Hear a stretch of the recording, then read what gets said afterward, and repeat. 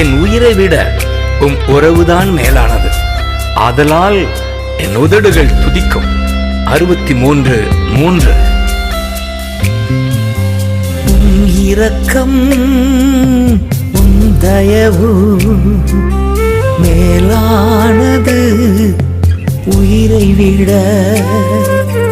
உம் இரக்கம் உம் தயவு மேலானது உயிரை விட.